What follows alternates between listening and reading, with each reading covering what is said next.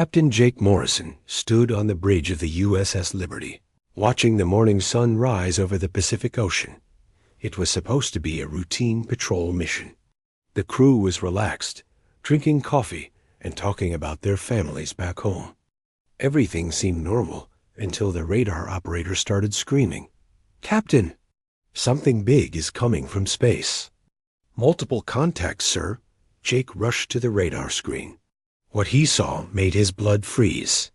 Dozens of massive objects were descending from the sky, each one bigger than any ship humans had ever built. The objects were dark and sleek, with strange blue lights pulsing along their sides. "Sound the alarm?" Jake shouted, "All hands to battle stations."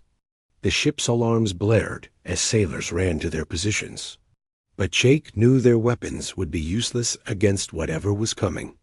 The objects were too big, too advanced. This was not a human invasion force dotted around the world. Similar scenes were playing out. In New York City, people stopped on the streets and pointed at the sky. A massive alien ship hovered over Manhattan, blocking out the sun. Its shadow fell across the entire city like a dark blanket dot in Washington, D.C. President Lisa Carter was in an emergency meeting when her aide burst into the room. "Madam President, we have a situation. Unknown aircraft are appearing over every major city in the world." Lisa felt her heart skip a beat. "Are they ours?" "No, ma'am. They're not from any country on Earth." The alien ships hung in the sky for exactly 1 hour. Then, every television, radio, and computer screen on Earth flickered to life. A voice spoke, in perfect English, though it sounded cold and mechanical. "People of Earth, I am Admiral Kex Thul of the Zephyrian Empire. Your planet has been selected for integration into our galactic mining operation. You will surrender immediately and report to designated collection points. Those who comply will be given work assignments. Those who resist will be eliminated." The message repeated in every language on Earth. When it finished, the alien ships began to move. Jake watched in horror as beams of bright energy shot down from the ships. The beams struck military bases, government buildings, and communication centers. Explosions lit up the horizon as Earth's defenses were destroyed in minutes. "Return fire," Jake ordered, but he knew it was hopeless. The USS Liberty's missiles bounced off the alien ships like rubber balls. The alien weapons, however, cut through human metal like paper. In New York, Marine Lieutenant Ben Hughes was on leave, visiting his sister. When the alien message ended, he immediately ran toward the nearest military base. The streets were full of panicking people, but Ben pushed through the crowd. He had to find other soldiers and organize some kind of defense. The alien ship over New York suddenly opened large doors on its bottom. Smaller ships poured out like angry hornets. These fighter craft were fast and deadly, their energy weapons turning cars into burning metal. Ben dove behind a concrete barrier as one of the alien fighters screamed overhead. That's when he saw something important. The alien fighter's energy shield flickered for just a moment when it switched from firing its weapons to using its propulsion system. The flicker lasted less than a second, but Ben had sharp eyes from his military training. "The shields drop when they switch power systems," he whispered to himself. It might not be much, but it was something. At MIT in Boston, Dr. Amy Rodriguez was working late in her quantum physics lab when the alien message came through. She immediately understood that Earth was facing something beyond human experience. But Amy had spent her whole life studying the impossible, and she wasn't ready to give up. As alien ships began attacking the city, Amy gathered her most important research files and computer drives. If humanity was going to survive this, they would need every advantage science could give them. She stuffed her equipment into a backpack and ran for the emergency exits. Outside, Boston was burning. The alien ships had destroyed most of the major buildings, but their attack pattern was strange. They seemed to be targeting military and government facilities first, while leaving civilian areas mostly alone. Amy realized the aliens didn't want to destroy humanity completely. They wanted to capture them alive. This gave her an idea. If the aliens needed human workers, then humans still had value. And if humans had value, then maybe there was a way to turn that into an advantage, not President. Carter was rushed to a secure bunker beneath the White House as alien ships destroyed the Capitol above. The bunker was deep underground and protected by thick concrete and steel. But Carter knew it would only be a matter of time before the aliens found them. "What's the status of our military?" she asked General Pete Collins. "We've lost contact with most of our forces, Madam President. The aliens hit our command centers first. Our weapons can't penetrate their shields, and their weapons are destroying our equipment faster than we can deploy it." Carter felt the weight of the world on her shoulders. Every president had nightmares about invasion, but they always imagined human enemies. No one had prepared for this. "How long can we hold out? At this rate, maybe a few days." "But ma'am, I don't think conventional warfare is going to work here. We need to think differently." Around the world, the pattern was the same. Earth's military forces were being crushed by technology they couldn't understand or match.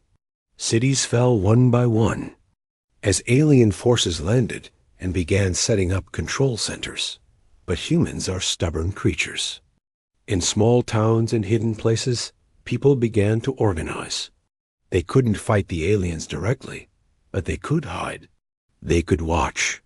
They could learn. Jake Morrison's ship was sinking, but he and his crew managed to reach lifeboats before the USS Liberty disappeared beneath the waves. As they rowed toward shore, Jake looked back at the alien ships dominating the horizon.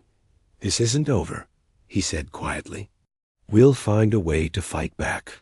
Ben Hughes made it to the military base, only to find it in ruins. But he also found other survivors. Soldiers, Marines, and Air Force personnel were gathering in the rubble, looking for leadership. "What are our orders, sir?" a young private asked. Ben looked at the destroyed base, then at the alien ships in the sky. "Our orders are to survive, to learn everything we can about these things, and to get ready for the next round." Dr. Rodriguez made it out of Boston and began driving toward the countryside. She had heard rumors on the radio about other scientists gathering in hidden locations. If they could combine their knowledge, maybe they could find a weakness in the alien technology. As she drove through the night, Amy thought about the physics of what she had seen. The alien ships used energy in ways that human science barely understood. But energy always followed rules, even alien energy. And if there were rules, then there might be ways to break them. The first day of the invasion was a disaster for humanity. But it was also the beginning of something the aliens didn't expect. They thought they were conquering a primitive species that would accept defeat. Instead, they had awakened something that would refuse to stay down. The war for Earth had begun, and humans were about to show the galaxy what they were really made of. 6 months had passed since the aliens arrived. The world looked very different now. Where once there had been busy cities, now there were alien control centers surrounded by massive work camps. Humans wore gray uniforms and carried identification tags as they marched to their assigned jobs. Colonel Steve Parker crouched in the ruins of what used to be Denver. His uniform was torn and dirty, and his face was covered with a thick beard. He looked through binoculars at the alien mining operation below. Thousands of humans worked with primitive tools, digging rare metals from the earth, while alien guards watched from their floating platforms. "How many guards do you count?" whispered Sergeant Kate Brown, who lay beside him in the rubble. 12 visible ones, Steve replied. "But there are probably more inside the control building." Steve had been organizing resistance cells across the country for months. It was dangerous work. The aliens had powerful sensors and could track human movements from space. But humans had learned to use the underground tunnels and sewers that the aliens ignored. The resistance fighters communicated through old radio equipment and coded messages. They had to be careful because the aliens could intercept most electronic signals. But they couldn't stop people from talking to each other. In person, deep underground in an abandoned subway station, Dr. Amy Rodriguez worked by candlelight. Her laboratory was a collection of broken alien equipment spread across folding tables. She had been studying the alien technology for months, trying to understand how it worked. "Hand me that plasma conduit," she said to Tony Mitchell, an engineer, who had joined her research team. Tony carefully passed her a piece of twisted metal that glowed with a faint blue light. "Are you sure this thing is safe? It still has power running through it." "Nothing about this is safe," Amy replied. "But we need to understand their technology if we're going to fight them." Amy had made several important discoveries. The alien weapons used a type of energy that humans had never seen before. It was similar to plasma, but much more stable and powerful. The aliens seemed to control this energy through their thoughts, which explained why their technology responded so quickly to their commands. But there was something else. The alien equipment was designed to work with alien minds. Human brains processed information differently, and Amy suspected this might be a weakness she could exploit. In the work camps, humans were learning about their captors. Kelly Thompson had been captured during the first week of the invasion. She was a journalist who had been trying to document the alien arrival when their forces surrounded her apartment building. Now she worked in the mining camps, but she kept her eyes and ears open. She had learned that the aliens called themselves the Zephyrian Empire. They had conquered dozens of other worlds and forced their populations to work as slaves. "They're not as tough as they look," whispered Carlos Martinez, who worked at the drilling station next to hers. "I saw one of them get hurt when a human accidentally bumped into him. They're physically weak." Kelly filed this information away in her memory. The aliens might have superior technology, but they seemed to depend on it completely. Without their energy shields and floating platforms, they would be vulnerable. The aliens had also set up communication networks across the planet. These networks allowed them to coordinate their operations and report back to their home world. But Kelly had noticed something interesting about these communications. They followed very predictable patterns, like a schedule that never changed. "They're not creative," she realized. "They do everything the same way every time." Back in the Resistance hideout, Steve Parker was planning their next operation. They had been hitting small targets for months, stealing weapons and supplies. But now they were ready for something bigger. "We need to capture one of their communication relays," he told his team. "Dr. Rodriguez thinks she can hack into their network if we can get her access to their equipment." The plan was risky. The communication relays were heavily guarded, and the aliens responded quickly to any threat. But if they could break into the alien network, they might be able to coordinate with other resistance groups around the world. "What about the guards?" asked Lieutenant Dan Cooper, a former Air Force pilot who had joined the resistance after his base was destroyed. "We'll use their own patterns against them," Steve replied. "They change their guard posts every 6 hours, exactly on schedule. We'll hit them during the changeover." Amy Rodriguez had been working on a special project. She had discovered that human brain patterns could interfere with alien technology in unexpected ways. When she concentrated hard enough, she could actually disrupt the energy flow in alien equipment. "It's like our thoughts create static in their systems," she explained. To Tony, "They're not used to dealing with minds that work like ours." This gave her an idea. If she could build a device that amplified human brain patterns, she might be able to create a weapon that could shut down alien technology.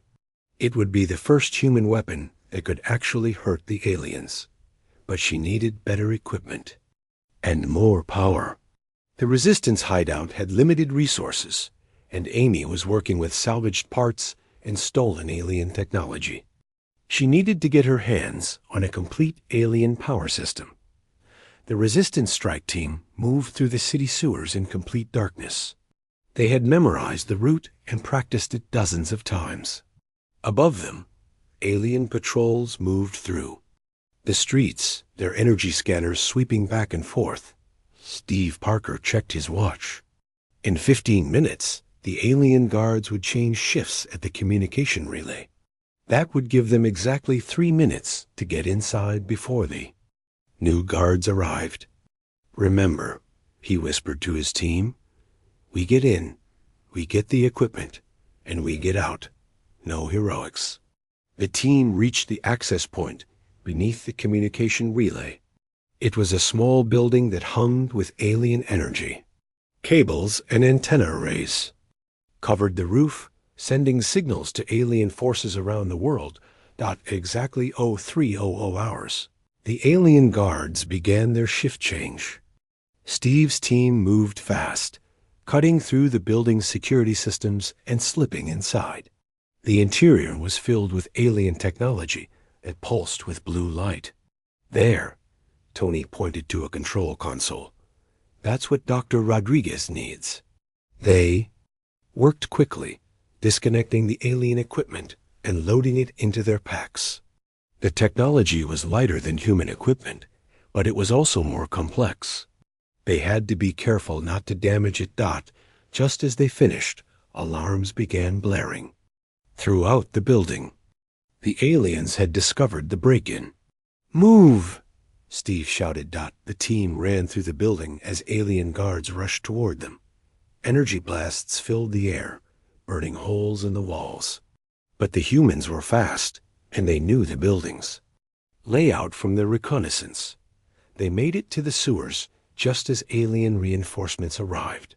The underground tunnels echoed with the sound of alien weapons, but the Resistance fighters were already disappearing into the darkness. Back at the hideout, Amy examined the stolen equipment with excitement. This was exactly what she needed to build her weapon.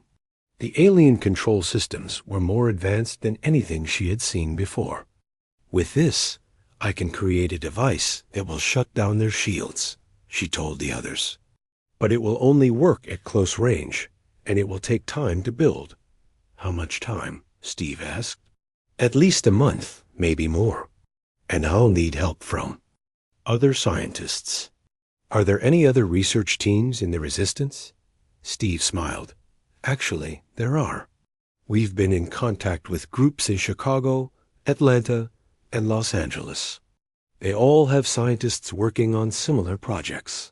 For the first time since the invasion began, Amy felt hope. If Resistance groups around the world were working together, sharing information and resources, then maybe they had a chance. The aliens had superior technology, but they had made one crucial mistake. They had underestimated human determination and creativity. Humans might not be able to match alien technology, but they could learn to use it in ways the aliens never expected. In the work camps, Kelly Thompson was spreading the word. She had been secretly organizing the workers, teaching them to watch for opportunities. When the Resistance was ready to strike, they would need help from inside the camps. "They're not gods," she told the other workers. "They're just bullies with fancy weapons. And bullies can be beaten if we work together." The Resistance was growing. Every day, more humans joined the fight. They might be outnumbered and outgunned, but they had something the aliens didn't understand. They had the refusal to give up. The war was far from over, but the tide was beginning to turn. The aliens had conquered Earth, but they hadn't conquered the human spirit, and that spirit was about to teach them a lesson they would never forget. The first successful attack happened on a cold Tuesday morning. Commander Rick Nelson and his team had been watching the alien command post for weeks, learning their routines. The aliens were creatures of habit, and Rick planned to use that against Them. They change their sensor sweeps every hour, he explained to his squad. But there's a 15-second gap when the new pattern starts. That's our window. The alien command post was built inside what used to be a shopping mall. The aliens had cleared out all the stores and filled the space with their glowing equipment. Energy conduits ran along the walls like blue veins, powering their communications and defense systems. Rick's team moved like shadows through the abandoned parking garage. They had practiced this assault dozens of times in similar buildings. Each person knew exactly what to do and when to do it. At 0800 hours, the alien sensors began their hourly reset. Rick's team struck immediately. They burst through the service entrances, throwing homemade explosives at the alien guards. The explosions didn't kill the aliens, but they disrupted their energy shields long enough for the humans to get close. Remember, aim for the control nodes. Rick shouted as his team spread out through the building. The aliens were confused. They had never faced humans who fought this way before. Instead of charging directly at their weapons, the humans used cover and moved in unpredictable patterns. The aliens' advanced targeting systems couldn't keep up with the chaotic human tactics. While Rick's team kept the guards busy, Sergeant Linda Hayes slipped into the command center. She had been trained by Dr. Rodriguez to recognize alien technology. Her job was to plant a special device that would let the resistance hack into the alien network. The command center was filled with floating displays showing alien text and symbols. Linda couldn't read the alien language, but she could see maps of Earth with red markers showing human population centers. The aliens were tracking every major city and military installation. She found the main communication hub and attached Amy's device to the power coupling. The device was small and simple looking, but it contained circuits that worked more like a human brain than a computer. Amy had called it a neural disruptor, and she claimed it would let humans think their way into alien systems. Package delivered. Linda whispered into her radio. Copy that, Rick replied. Everyone out. The team retreated as quickly as they had arrived. Behind them, the aliens were still trying to figure out what had happened. Their sensors showed that nothing had been stolen or destroyed, so they assumed the attack was just another failed human assault. They were wrong. 300 miles away, Dr. Amy Rodriguez sat in front of a computer screen, watching streams of alien data flow across the display. The neural disruptor was working perfectly. For the first time since the invasion, humans could see what the aliens were really doing.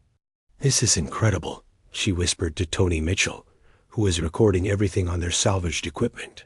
They're not just mining Earth. They're preparing to move our entire population to other worlds. The alien files showed detailed plans for loading millions of humans onto massive transport ships. Earth was just one stop in a galaxy-wide slave operation. The aliens had done this to dozens of other species, breaking up their civilizations and scattering them across space where they could never reunite. We need to get this information to all the resistance groups, Amy said. People need to know what we're really fighting for. But the most important discovery was yet to come.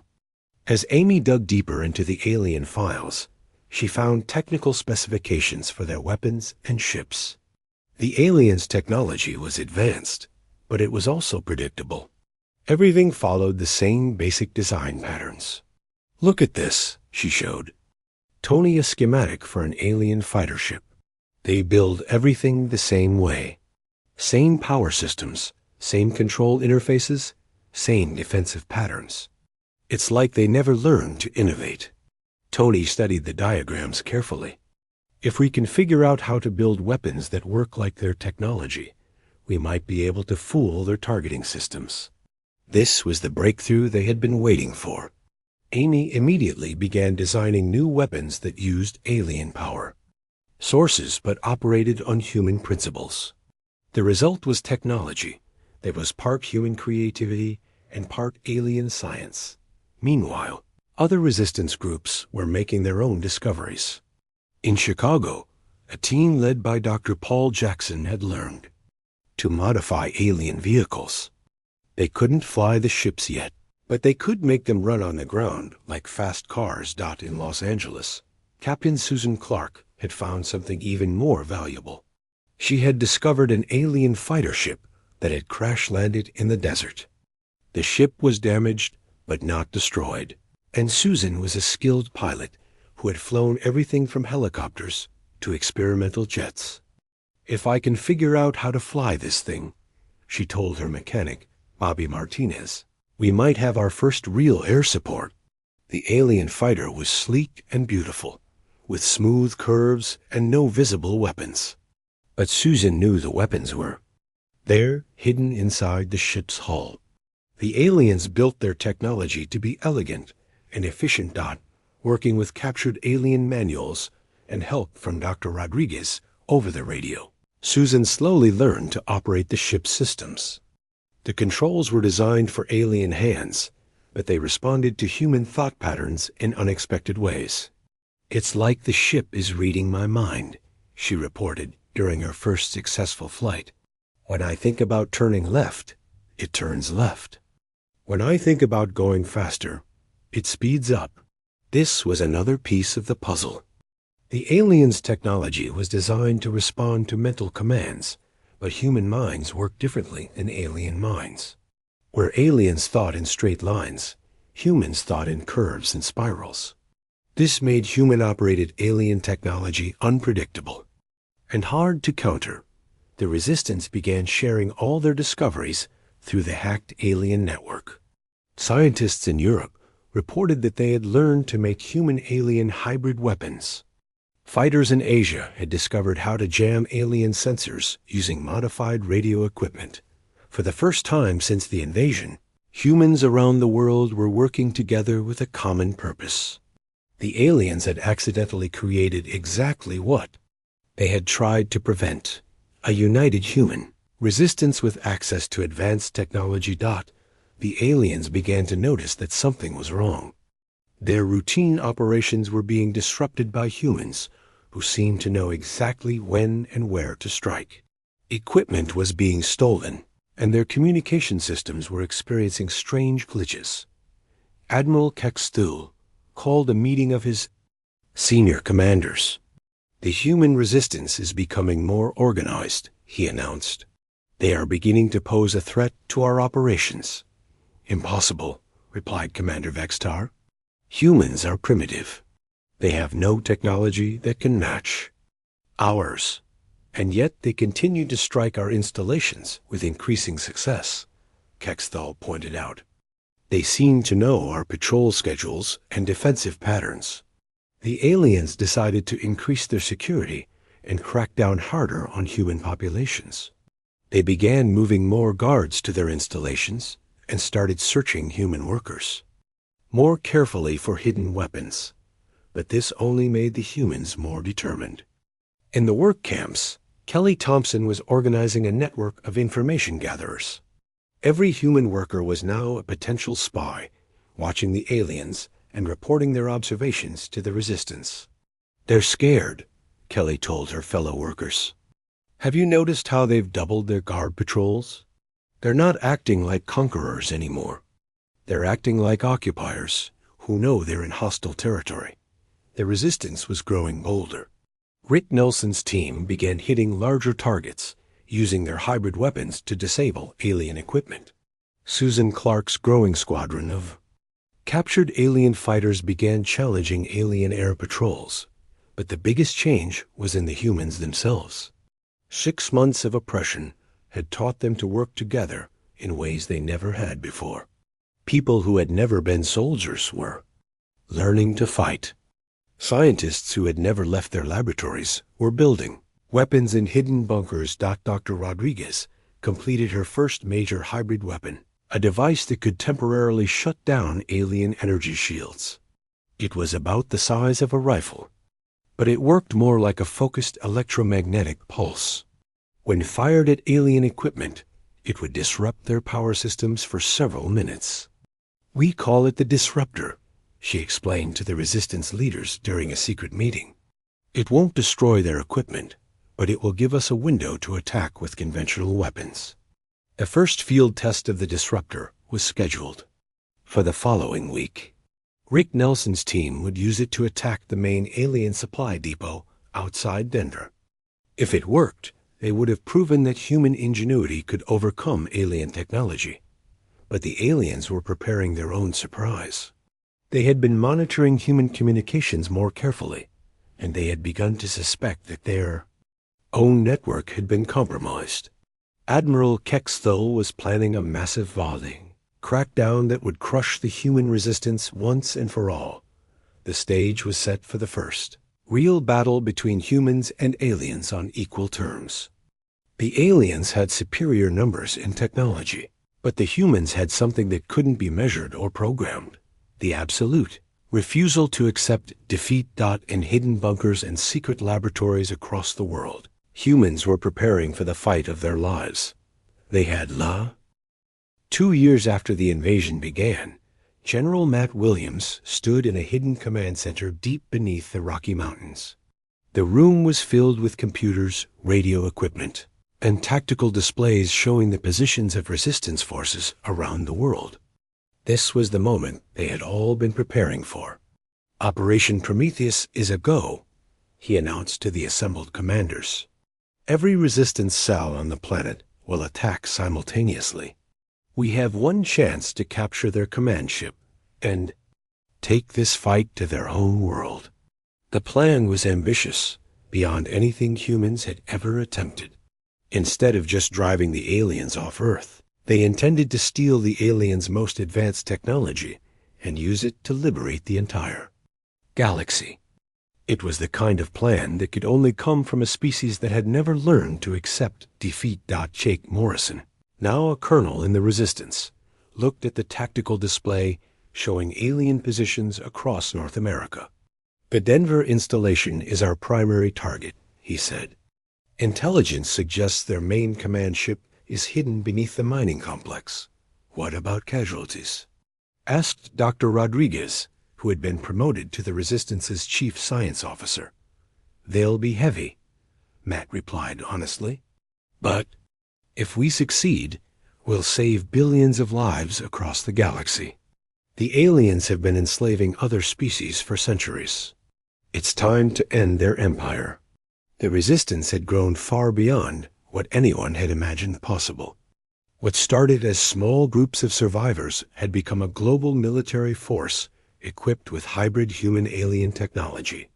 They had learned to fly alien ships, use alien weapons, and hack alien computer systems. Captain Susan Clark now commanded a squadron of captured alien fighters. Her pilots were a mix of former military personnel and civilians who had learned to fly during the Resistance. They called themselves the Earth Liberation Air Force, and they were ready to take on the aliens in their own sky. "Remember," Susan told her pilots during their final briefing, "we're not just fighting for Earth anymore. We're fighting for every species the aliens have enslaved, every world they've conquered, every civilization they've destroyed." The attack began at exactly 0600 hours, coordinated across 12 time zones. In New York, Rick Nelson's team struck the Alien Administrative Center. In London, Resistance fighters hit the aliens' European command post. In Tokyo, human forces attacked the Alien Technology Research Facility. But the main assault was in Denver, where the aliens' command ship lay, hidden beneath layers of rock and metal. This was the ship that controlled the entire Earth operation, and it was the key to everything the Resistance hoped to accomplish. Jake Morrison led the assault team through the underground tunnels that connected to the mining complex. They had been digging these tunnels for months, working in secret to get as close as possible to the alien ship. The tunnels were narrow and dark, barely wide enough for a person to crawl through. "Remember," Jake whispered to his team, "we need to capture the ship intact. If we destroy it, we lose everything." Above ground, Susan Clark's fighters engaged the alien air patrols. The battle was fierce and fast, with ships moving at incredible speeds through the sky. The aliens were skilled pilots, but they had never faced humans who could think like aliens while still fighting like humans. "Eagle 1 to all units," Susan called over the radio. "Their formation is breaking up. Press the attack." The human fighters dove toward the alien ships, their hybrid weapons blazing. The aliens' shields flickered and sparked as human technology interfered with their defensive systems. For the first time in the war, alien ships were being shot down by human pilots. On the ground, the battle was even more intense. The alien defenders had been caught off guard by the coordinated global assault, but they were fighting back with everything they had. Energy beams filled the air, turning the battlefield into a deadly light show. Dr. Rodriguez led a team of scientists whose job was to hack into the alien command ship's computer systems. They had spent months preparing for this moment, building special equipment that could interface with alien technology while still allowing human minds to control it. "We're through the outer defenses," she reported, as her team worked frantically with their hybrid computers. "But their security systems are more advanced than anything we've seen before." The alien command ship was a masterpiece of advanced technology. It was over a mile long and shaped like a giant crystal, with energy conduits running through its transparent walls like veins of light. The ship's main computer core was at the center, protected by layers of security that would have been impossible for humans to crack just 2 years earlier. But humans had learned to think like aliens while still being human. Amy's team used this advantage to trick the alien security systems into thinking they were authorized users. The ship's defenses were designed to keep out alien enemies, not human minds that worked in completely different ways. "We're in," Amy shouted as the alien computer systems opened up to her team. "I can see their entire network, not just Earth, but their whole empire." The information was overwhelming. The aliens had conquered hundreds of worlds and enslaved thousands of species. Their empire stretched across half the galaxy, held together by fear and superior technology. But Amy could also see something else. The empire was fragile. "They're not as strong as they pretend to be," she told Matt over the radio. "Most of their forces are scattered across the galaxy. If we can capture this ship, we can coordinate attacks on their other installations." But the aliens weren't giving up without a fight. Admiral Kexthul had realized that the humans were trying to capture his command ship, and he was throwing everything he had at stopping them. Alien reinforcements poured into the battle zone, their weapons blazing. The fighting was brutal. Human soldiers with hybrid weapons faced off against alien warriors in powered armor. The aliens were physically stronger and had better equipment, but the humans fought with a desperation that the aliens couldn't match. Jake, Morrison's team, reached the command ship's main entrance just as alien reinforcements arrived. The aliens had sealed the ship's doors and were preparing to destroy it rather than let it fall into human hands. "We need to get inside now," Jake shouted over the sound of weapons fire. "If they destroy the ship, we lose everything." That's when Captain Susan Clark made the decision that would change everything. She broke off from the air battle and dove her fighter toward the command ship's main hull. Her plan was crazy. She would crash her ship into the alien vessel, creating a hole that the ground forces could use to get inside. "Susan, no," Jake called over the radio. "You'll be killed." "Maybe," Susan replied calmly, "but this is bigger than any of us. Tell my family I died fighting for freedom." Her fighter struck the alien ship at full speed. The explosion was tremendous, tearing a massive hole in the ship's hull. Susan's sacrifice had opened the way for the assault teams to get inside. Jake led his team through the breach, fighting their way toward the ship's command center. The aliens inside were panicking, trying to destroy their own equipment rather than let it fall into human hands. But Dr. Rodriguez's team was already inside the ship's computer systems, preventing the aliens from wiping their databases. The final battle took place in the ship's central command chamber. Admiral Kexthul himself was there, along with his senior officers. They fought with energy weapons and personal shields, but they were outnumbered and outfought by humans who had learned to use alien technology better than the aliens themselves. Surrender, Jake called out as his team surrounded the alien leaders. Your empire is finished. Kexthul looked around at his defeated forces, then at the humans who had somehow overcome impossible odds. How? He asked. How did a primitive species defeat the Zephyrian Empire? We're not primitive, Jake replied. We're human. And humans never give up. With the command ship captured, Dr. Rodriguez's team had access to the aliens' entire galactic network. They could see every alien installation, every enslaved world, every weakness in the Empire's defenses. More importantly, they could communicate with the enslaved species across the galaxy. We're broadcasting on all alien frequencies, Amy reported. Every enslaved world is receiving our message. The liberation has begun. The message was simple but powerful.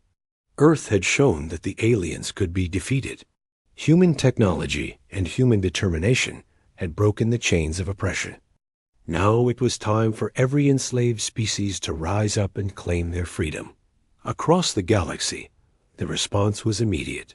On 1,000 worlds, enslaved species began attacking their alien overseers.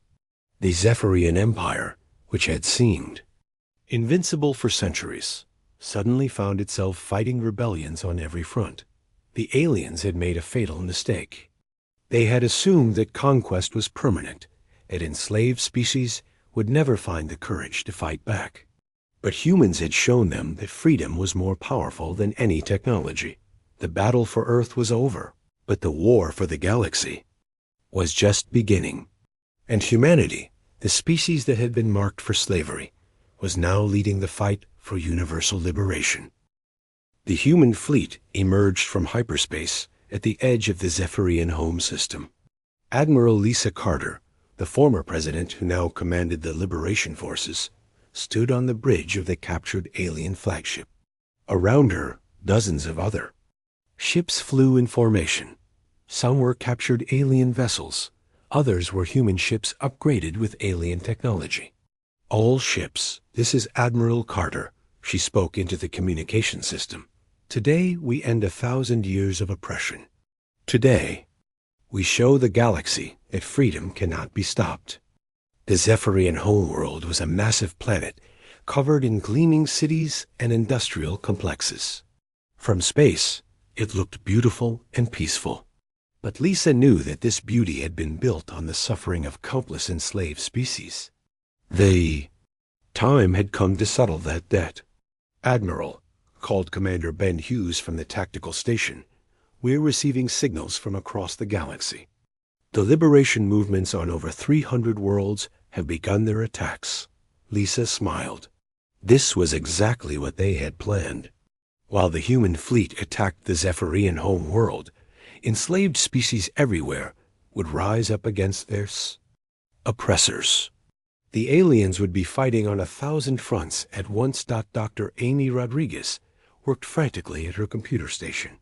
She was coordinating the galaxy-wide rebellion through the captured alien communication network. Every few seconds, new reports came in from distant worlds where enslaved species were fighting for their freedom. The Catherine system has broken. Free, she reported. The mining colonies in Sector 7 are under rebel control. The transport ships carrying enslaved workers are being hijacked and turned around. But Amy's most important job was still ahead of her. She and Tony Mitchell had spent months preparing a special computer program that would take control of the aliens' central command system. If they could hack into the main computer on the Zephyrian homeworld, they could shut down the Empire's entire infrastructure. Their planetary defenses are activating, called out Lieutenant Dan Cooper from the sensor station. Massive energy weapons are powering up across the surface. The Zephyrian home defenses were the most advanced in the galaxy. Energy shields covered the entire planet, and weapon platforms in orbit could destroy entire fleets. No enemy had ever successfully attacked the Zephyrian home world, but the aliens had never faced an enemy like humanity. All fighters, begin your attack runs, Lisa ordered. Remember, we're not here to destroy their world. We're here to liberate it. The human fighters, led by pilots who had learned to fly alien ships better than the aliens themselves, dove toward the planetary defenses. They moved in patterns that confused the alien targeting systems, using tactics that no computer could predict. The aliens responded with massive firepower, filling space with energy beams and explosive missiles. Several human ships were destroyed in the first few minutes of battle. But for every human ship that fell, the fighters learned something new about the alien defenses. Their shield generators are located at the polar cities, reported Captain Kelly Thompson, who was flying one of the captured alien fighters. If we can take out those generators, the planetary shields will collapse. Kelly had become one of the Resistance's best pilots after escaping from the work camps. She knew alien technology inside and out, and she had trained dozens of other pilots in the tactics that worked best against alien defenses. The attack on the shield generators was dangerous and difficult. The polar cities were heavily defended, and the shield generators were protected by multiple layers of weapons and armor. But the human pilots had learned to work together in ways that the aliens couldn't counter. "Gold Squadron, follow me in," Kelly called as she led her fighters toward the northern shield generator. "Remember, hit fast and get out. We only get one chance at this." The human fighters screamed through the alien defenses, their weapons blazing. They had learned to use the aliens' own energy against them, redirecting the power from destroyed weapon platforms to overload the shield generators. The northern generator exploded in a brilliant flash of light. Moments later, the southern generator fell to another human attack. The planetary shields flickered and died, leaving the Zephyrian homeworld defenseless for the first time in its history. "Shields are down," Amy reported from her station. "I'm detecting massive system failures across their defense network." But the real battle was still ahead. Lisa knew that capturing the Zephyrian homeworld wasn't enough. They needed to take control of the central command system that controlled the entire empire. And that system was located deep beneath the planet's surface, protected by the most advanced security ever created. "Prepare the landing forces," Lisa ordered. "We're going down to the surface." The human landing force was small but highly skilled. They had trained for months to fight in alien environments, using equipment that combined human tactics with alien technology. Their job was to reach the central command complex and hold it long enough for Amy to hack into the main computer. Jake Morrison led the ground assault team through the alien capital city. The streets were filled with panicking Zephyrians who had never seen their home world under attack. Their entire civilization was built on the idea that they were the superior species, the natural rulers of the galaxy. "Stay together," Jake called to his team as they moved through the alien architecture. "These buildings are designed to confuse invaders. Don't get separated." The Zephyrian capital was a maze of crystal towers and floating platforms. The aliens had built their city to be beautiful but also defensible. Every street could become a trap. Every building could hide weapons. But humans had learned to think like aliens while still fighting like humans. Jake's team moved through the city using tactics that the alien defenders couldn't predict. They used the city's own transportation systems against its defenders, turning the aliens' advanced technology into weapons. The central command complex was a massive pyramid made of some kind of living crystal. Energy flowed through its walls, like blood through veins, and the air around it hummed with power. This was the brain of the Zephyrian Empire, the computer system that controlled billions of lives across the galaxy. The main entrance is too heavily defended, Jake reported over the radio. We need another way in? That's when Tony Mitchell had an idea. He had been studying the alien architecture for months, and he had noticed something important about their building techniques.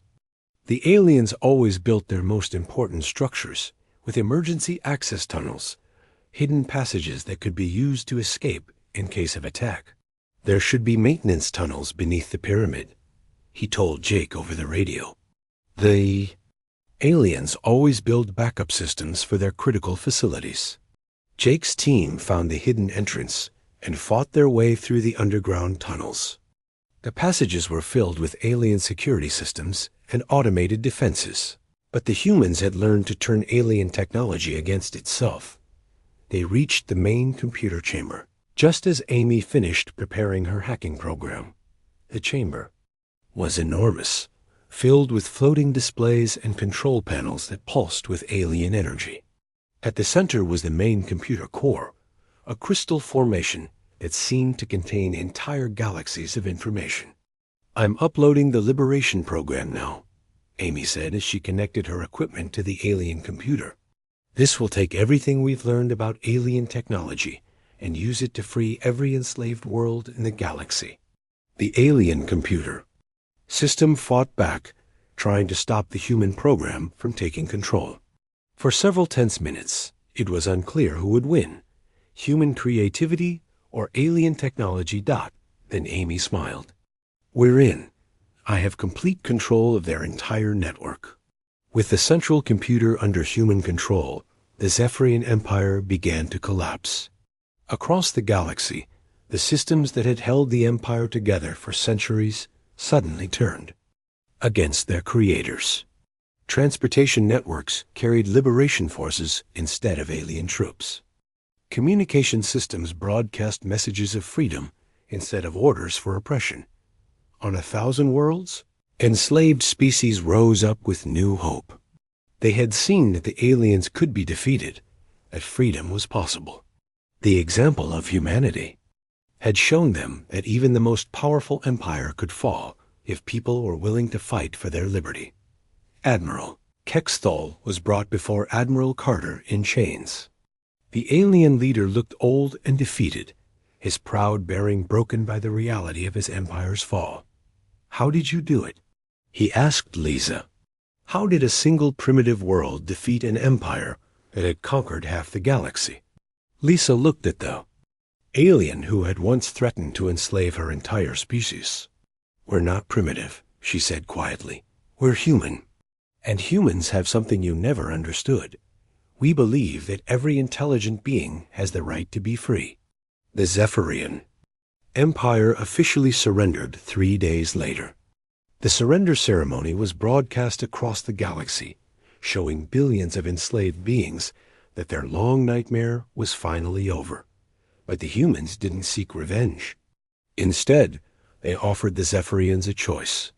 They could learn to live as equals with other species, contributing to galactic civilization instead of conquering it.